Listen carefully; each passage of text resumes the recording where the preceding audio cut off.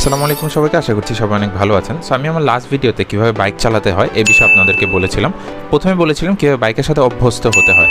যারা কি আমার এই ফার্স্ট ভিডিওটা দেখেননি তারা দেখে আসতে পারেন। তো আসেন আজকের আলাপ আলোচনা শুরু করি।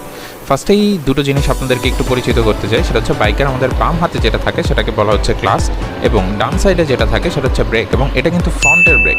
এবার আসেন একটা বাইক কীভাবে গিয়ে প্রপারলি স্টার্ট দিতে হয় সেটা একটু দেখার চেষ্টা করি। প্রথমে বাইকটাকে আমাদেরকে নিউট্রাল গিয়ারে নিয়ে নিতে হবে, এবং নিউট্রাল গিয়ারে যখন আপনি নেবেন তখন দেখবেন ওই মিটারে সবুজ একটা বাতি জ্বলবে, যেখানে এন লেখা থাকবে। সেটা আপনার ওই বাইকে দেখবেন যে ডান হাতে ওখানে একটা লাল একটা সুইচ থাকে, অথবা অন্য কালারে থাকতে পারে। সেটা ইগনিশন সুইচ অথবা কিল সুইচ। সেটাকে আমাদেরকে ফার্স্টে অন করে নিতে হবে, এবং তারপরে আমাদের যেই ইঞ্জিনের যেই সুইচটা আছে সেটাকে প্রেস করলে হয়ে যাবে আমাদের স্টার্ট ইঞ্জিন হয়ে যাবে, এবং গিয়ার ফেলবে এরপরে। সেটা বাম হাতের ক্লাচ প্লেট চেপে ধরে বাম পায়ের গিয়ার প্যাডেল যেটা আছে এখানে আপনি প্রেস করে আস্তে আস্তে ক্লাচটা ছাড়বেন। তাহলে দেখবেন যে আপনার বাইকটা গিয়ে সামনের দিকে মুভ করতে শুরু করতেছে। এবং এখন চালাতে গিয়ে যেই সমস্যাটা হয়, আসলে দেখবেন যে নতুন রাইডার যারা আছেন তারা বাইকটা বন্ধ করে ফেলেন, মানে অফ হয়ে যাচ্ছে, কম্বিনেশনটা বুঝতেছি না। কারণ বাইকটা প্রপারলি চালাতে হলে আপনার ক্লাস এবং কি পিক আপ, ডান হাতে যেটা থাকে থ্রোটল অথবা পিক আপ, যেটাই বলি না কেন সেটার একটা প্রপার একটা কম্বিনেশন দরকার। সে প্রপার কম্বিনেশন না হলে ইঞ্জিন আসলে শক্তি পায় না, অথবা ইঞ্জিনে যে ফুয়েল সাপ্লাই অথবা ইঞ্জিনের যে জ্বালানিটা আসে এটা আসে না, যার ফলে বাইকটা বন্ধ হয়ে যায়। সো এটা আসলে শিখতে হবে আমাদেরকে। তো এর জন্য খুব সহজ একটা প্র্যাকটিস রয়েছে। তার আগে একটা জিনিস বলি, সেটা হচ্ছে ক্লাচ প্লেট।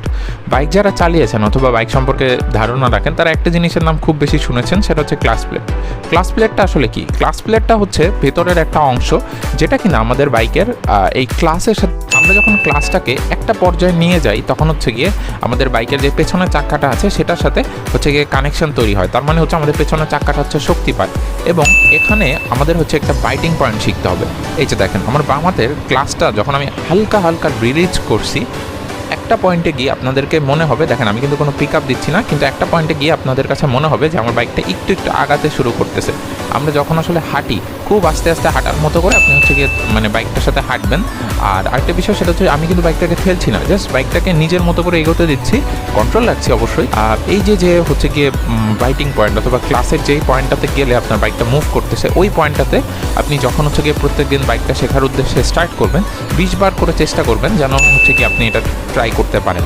দেখবেন যে এরকম এই পয়েন্টটাতে আসলে দেখতেছেন যে আস্তে আস্তে বাইকটা রিলিজ করতেছে, বাইকটা আস্তে আস্তে গিয়ে সামনের দিকে চলা শুরু করতেছে। আসলে আজকে হয়তো বা দু একটা টেকনিক্যাল বিষয় বললাম, এবং আমার একটু কঠিন লাগতে পারে, তবে ভিডিওটা আরেকবার দেখে আমার মনে হয় যে আপনাদের কাছে ব্যাপারগুলো ক্লিয়ার হয়ে যাবে। সো আজকে জাস্ট এতটুকু রাখতেছি।